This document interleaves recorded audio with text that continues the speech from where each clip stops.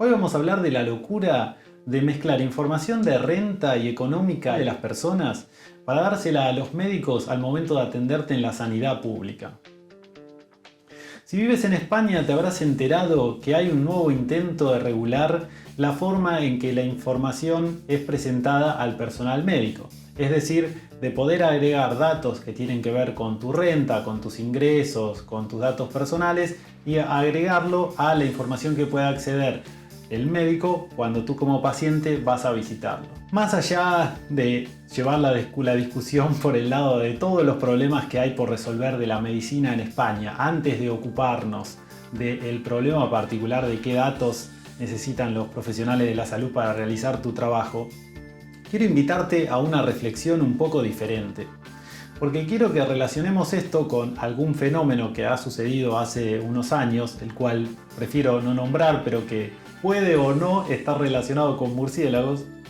Y te quiero invitar a reflexionar si eso no fue un evento relacionado con la sanidad donde podría haber sido útil tener relacionado en las bases de datos de medicina información sobre la renta. Porque quizá eso es lo que está detrás de este tipo de cambio. ¿Tú realmente crees que los doctores hoy por hoy, que apenas tienen unos minutos para sentarse contigo, apenas para escuchar la mínima descripción de lo que tienes para decir mientras toman notas en el ordenador, si les sobra tiempo para también revisar cuál es tu situación socioeconómica, cuál es tu salario anual y diversa información que podría proporcionar unir la base de datos de rentas con tus registros médicos?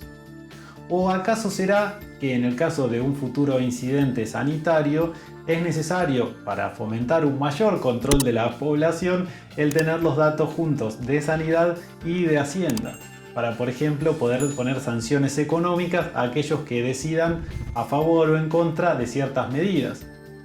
Quizá recordarás que durante un tiempo necesitabas un pasaporte para no solo tu pasaporte tradicional nacional, sino que necesitabas un pasaporte de haber cumplimentado con la regulación vigente para poder entrar o salir del país. Y en un momento se estaba gestionando y en algunos lugares se implementó, necesitabas mostrar este certificado, que lo tenías en forma digital en tu teléfono, para poder ingresar a diversos lugares, por ejemplo a restaurantes o a espacios públicos. Bueno,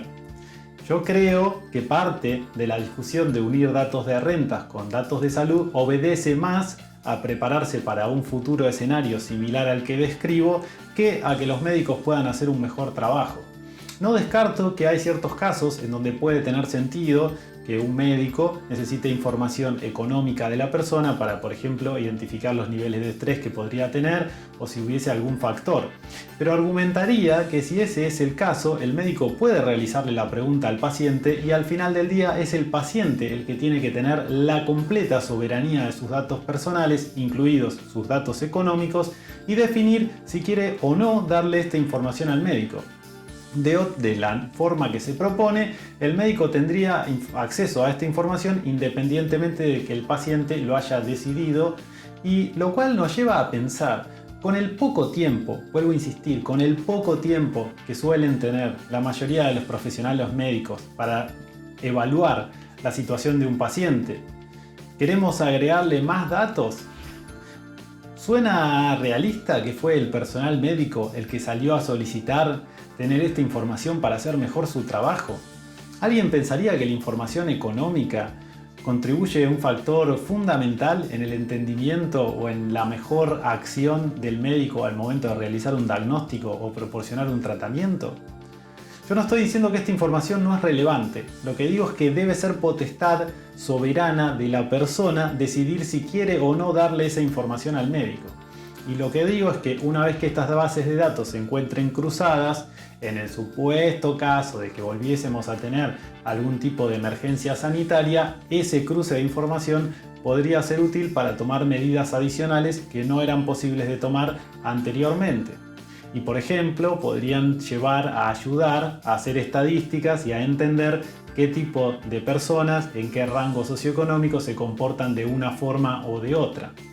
Y yo lo que creo que está detrás de este argumento es no solo prepararse para un futuro escenario que podría llegar a ocurrir, sino principalmente empezar a correlacionar datos, que es el negocio que se viene. Como ya todos sabemos, la correlación de datos tiene un valor asimétrico, es decir, para una persona en particular hay relativamente poco valor en tener su información.